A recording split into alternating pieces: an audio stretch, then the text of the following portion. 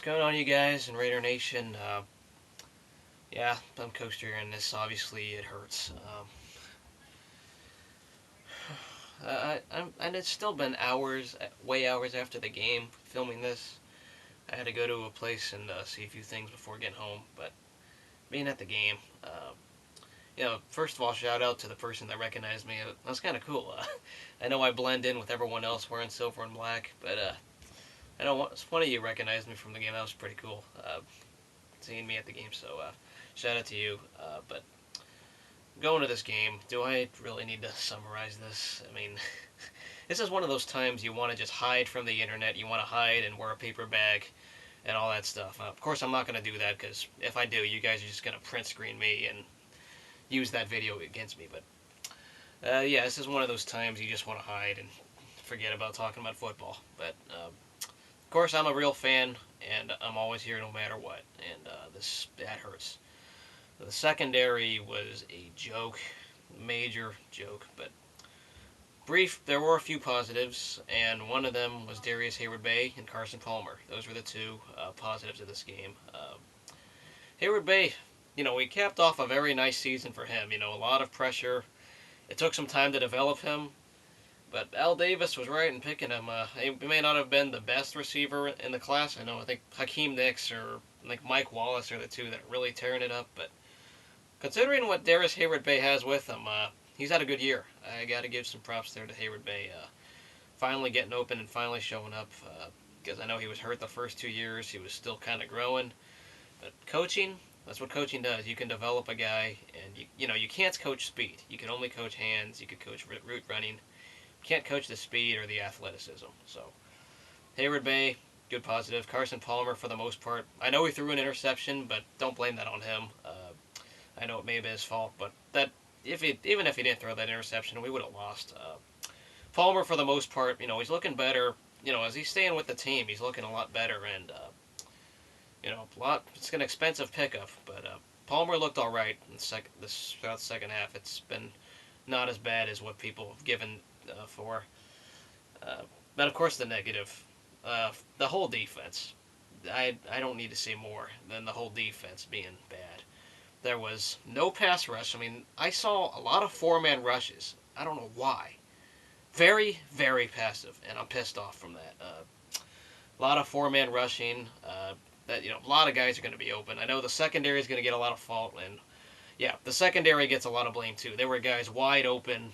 Phillip Rivers, I don't think he's had that good of a year, but receivers being wide open can make a guy look good statistically, and that's what happened. Wide open receivers everywhere. I don't know if a high school defense could have played better today, because there were times the guys were wide open. In Rivers' defense and the Raiders' defense, there were a few throws that Rivers made on third down that were clutch, where only the receiver could have gotten it, because I think Vincent Jackson and Antonio Gates had to reach up or reach out.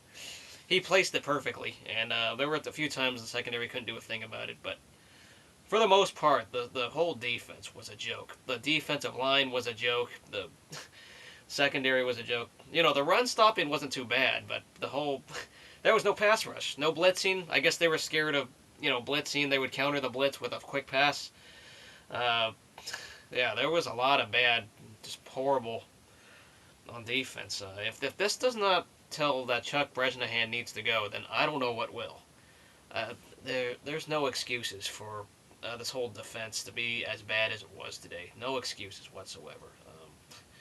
It hurts. It hurts. They couldn't get a stop for their lives. Even if we did score some touchdowns, we couldn't get a stop. We had one lucky missed field goal and one interception in the beginning of the game that it was kind of like a punt. I think Phillip Rivers wanted to punt the ball, so he punted it to Matt Giordano right on the 5-yard line. If we want to get technical, that was a punt.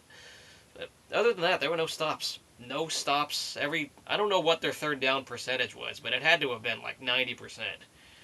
Every time they were stopping the third downs, and I was annoyed, pissed off, sick. The secondary, really disgusting.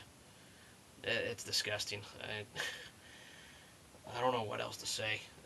The special teams, Janikowski, I'll admit, that was a good positive. Janikowski made his kicks, but there was some inability to get in the end zone, in the red zone, and it wouldn't have mattered because our defense sucks, but the whole inability of getting into the red zone, that hurts.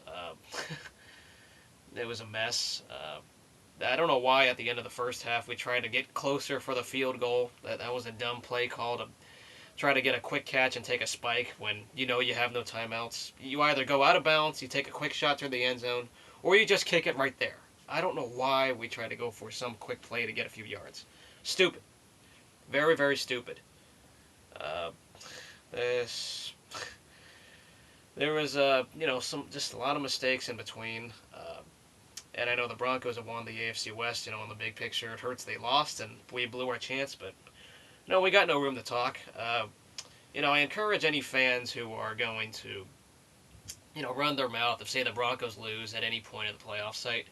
I encourage you guys to not run your mouth. I mean, as much as you want to. I know a lot of us will because or want to, but we didn't deserve anything. We did nothing to really back up our own talk. This we blew a lot of chances, and it hurts. This team laid the eggs and laid a horrible egg in the secondary.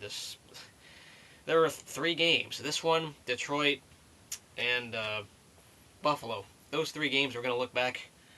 We're gonna look back at how horrible we were when it mattered most, and we couldn't do it. This team, as I said before, they were 2 or 3 plays away from being winless. Very close to being winless. All the games that we won. None of them were comfortable. None of them were convincing. A lot of it was luck. Some of it was fluke. Uh, I don't know what else to say. I know a lot of Charger fans are probably going to want to run their mouth as well because they spoiled us, and I know, hell, congrats to you. You won your Super Bowl, but just remember, Charger fans, this hurts probably just as bad because I know a Charger fan has to be wondering, where was this team all season? Where was that? Because the Chargers, remember, they lost games too, just like the Raiders did. There was that fumble they had against the Chiefs. There was that fumble they had against Denver, which that made the difference. Those 2 games, no one wants this division.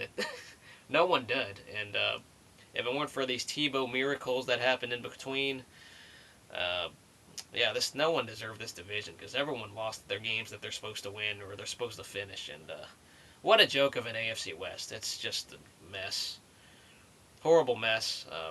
I don't know where to go from here, guys. It's a lot of uncertainty. The can't even don't have draft picks. We don't.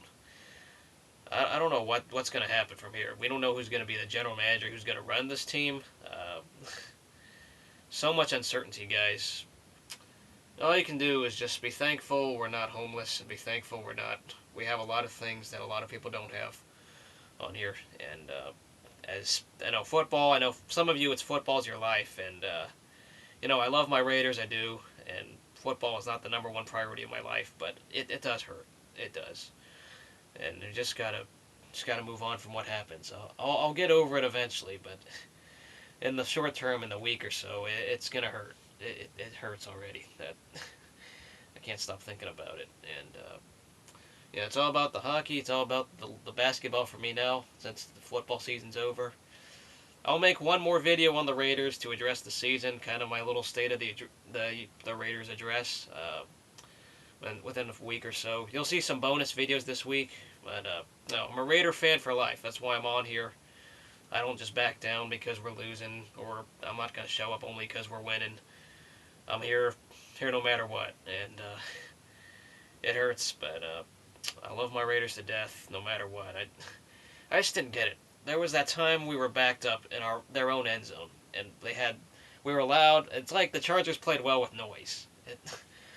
There was a lot of nice noise we made, and it was nice to see it rocking. But the Chargers somehow did better when they were making noise because there were these anticlimactic big plays. They went 99 yards, I think, before a touchdown, and that's a joke. That's a joke. It's a joke in itself. Kick return for a touchdown, the whole secondary. What can you do? There's got to be changes that need to be made, and I don't know. There's a question. Quite big question I'd like to see every Raider fan answer. Do you switch to a 3-4 defense if we get a new coordinator? Do we switch to a 3-4? Because supposedly some of these players that we have were meant for the 3-4, and you wonder, do we do that or not? I don't know, but as of right now, go Raiders for life. I'm always a fan, but it wasn't meant to be, and it hurts just for the Chargers like it does for the Raiders. It hurts both ways because both teams could have had their chances, and they of course found ways to lose, and we're on the couch. Props to the Broncos, and congratulations to Jay Cutler and YouTube. As much as it hurts, got to give credit where credit's due. Their defense for the Broncos played better at times, and it's all that matters. So see you guys later. Go Raiders. And I'll have my video later this next week or somewhere.